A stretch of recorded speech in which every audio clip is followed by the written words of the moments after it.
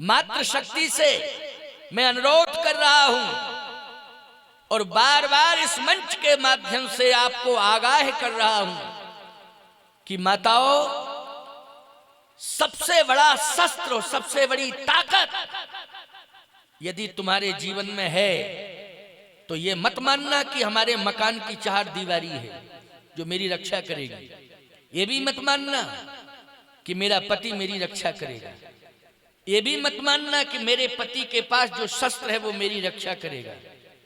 नहीं नहीं, रामचरितमानस का सिद्धांत कहता है कि पति भी दूर हो जाए, मकान की दीवार भी ढह जाए, शस्त्र भी काम ना करे, लेकिन आपके जीवन में अगर पातिव्रत धर्म है तो आपका बाल बांका नहीं बिगड़ सकता है। ये शास्त्र कह रहा है। पातिव्रत धर्म की सबसे बड़ी ताकत है। और गीधराज जटायु के प्रसंग में भगवती सीता के जीवन में आज किसकी ताकत है? बोलो। गीध के पास भी जो ताकत है वो शस्त्र की ताकत नहीं है, गीध के पास भी चरित्र की ताकत है, शस्त्र की नहीं है। शस्त्र है ही नहीं उसके पास, लेकिन किसकी ताकत है? चरित्र की। रावण के पास शस्त्र है, लेकिन शस्त्र रखने वाला रावण भी गीधराज के द्वारा मूर्छित हुआ कि नहीं हुआ? बेहोश होकर गिर पड़ा, हथियार वथियार सब इधर उधर हो गए। क्या था उसके पास? चरित्र था। चरित्र में बड़ी ताकत होती है कि नहीं होती है? बोलो भाई।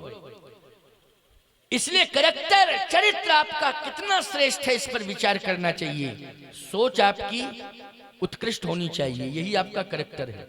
सोच आपकी सकारात्मक होनी चाहिए, यही आपका कैरेक्टर है।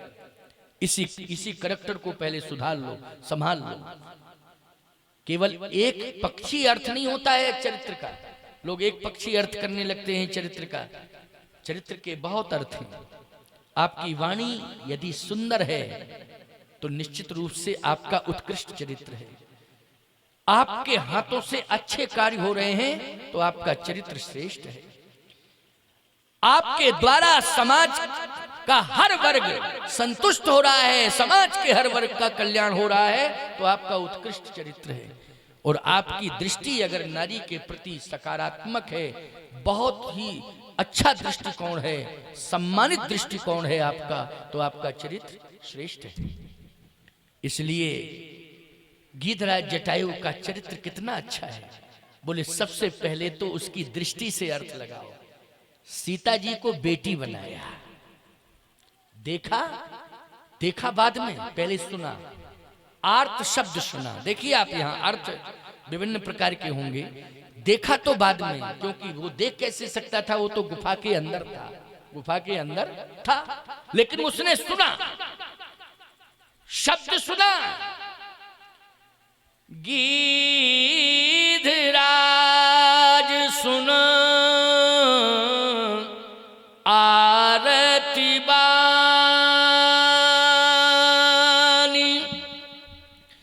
रघुकुल तिलक नारी पहचानी।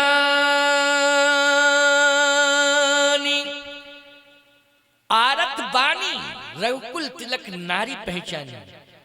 नारी की आवाज और पुरुष की आवाज में अंतर होता है। बोलो भाई, अंतर होता है कि नहीं होता है? अगर आप दूर हैं, देख नहीं पा रहे हैं, लेकिन शब्द बता देता कि स्त्री की आवाज है या पुरुष की आवाज है। तो गीधराज सुन आरत बानी, रघुकुल तिलक नारी, ये तो नारी की आवाज है। इसका मतलब है कि नारी संकट में फंसी हुई है। बोलो भाई, यही सोचा कि नहीं सोचा? सुना कि नारी संकट में फंसी हुई है। गीध, तू बूढ़ा जरूर हो गया, लेकिन अब तुझे गुफा में बैठने का कोई अधिकार नहीं है। निकल गुफा से, और जिस दिशा से आवाज आ रही है उसी दिशा में चल। जब तक तू जिंदा है तब तक नारी के साथ अन्याय नहीं होना चाहिए। जब तक जिंदा है, मर जाएगा इसके बाद अलग बात है। जब तक जिंदा है तब तक अन्याय। बोलो कितनी पवित्र सोच है। बोलो है कैरेक्टर कि नहीं? ये श्रेष्ठ कैरेक्टर है कि नहीं? इसलिए मैं कहता हूं रामायण को पढ़ना चाहिए और सुनना चाहिए। सुनना बहुत जरूरी है। यदि आप नहीं सुनोगे तो भटकते रहोगे, सीधी सी बात।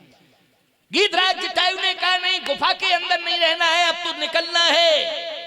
वो अन्याय एक नारी के साथ हो रहा है। करुण पुकार बता रही है नारी की कि नारी आज दुखी है, आज नारी व्यथित है, आज नारी अपमानित हो रही है, इसलिए तू क्या कर रहा है बैठा बैठा गुफा में, निकल। ये पक्षी की भावना है, बोलो। और आज के इंसान की क्या भावना है? अगर कोई करुण पुकार सुनाई देती है तो फिर वो व्यक्ति कहता है कि अरे रे बड़ा गड़बड़ है। बच्चों से कहता अंदर हो जाओ, किवाड़ बंद करो, और आवाज नहीं निकलनी चाहिए। बोलो, यही कहता ना, आवाज नहीं निकलनी चाहिए, बिल्कुल चुप। स्वयं चुप, बच्चों को चुप कराता है, कहता आवाज नहीं, आवाज नहीं। अब बताओ, आवाज को दबा रहा है, बच्चों को विवश कर रहा है, लेकिन अन्याय हो रहा है और सुन रहा है, और अपने बच्चों की, अपने घर वालों की आवाज को दबा रहा है। कितनी निकृष्ट सोच है, बोलो भाई, है निकृष्ट सोच की नहीं? आप कहोगे महाराज जी ये तो परिस्थिति पर डिपेंड करता है, हम इस लायक नहीं है तो मरें क्या? हम जानते हैं कि ये कहोगे, हम इस बात को पहले से समझ रहे थे कि लोग कहेंगे इस बात को कि हम इस लायक नहीं हैं, आगे आ जाएं तो ये पक्की बात है, मरना पड़ेगा, बस सीधी सी बात, और कुछ नहीं, बचा तो पाएंगे नहीं, मरेंगे। सुनिए मेरी बात को, सीता जी ने गुंजाइश दी थी जटायु को, और जटायु को ही नहीं दी थी, सीता जी ने उस कंडीशन में, उस परिस्थिति में जब संकट में फंसी थी तो पूरे समाज को एक गुंजाइश दी थी कि मेरे सामने अगर नहीं आ सकते हो तो कोई बात नहीं। देखिए आप, समाधान है, तुम लोगों के लिए भी समाधान है। मेरे सामने अगर नहीं आ सकते हो तो कोई बात नहीं, क्योंकि मैं समझ रही हूं कि तुम्हारा सामर्थ्य नहीं है। ये सीता जी ने खुद कहा है। लेकिन एक काम जरूर करना, क्या? विपत्ति मोरी को प्रवही सुनावा,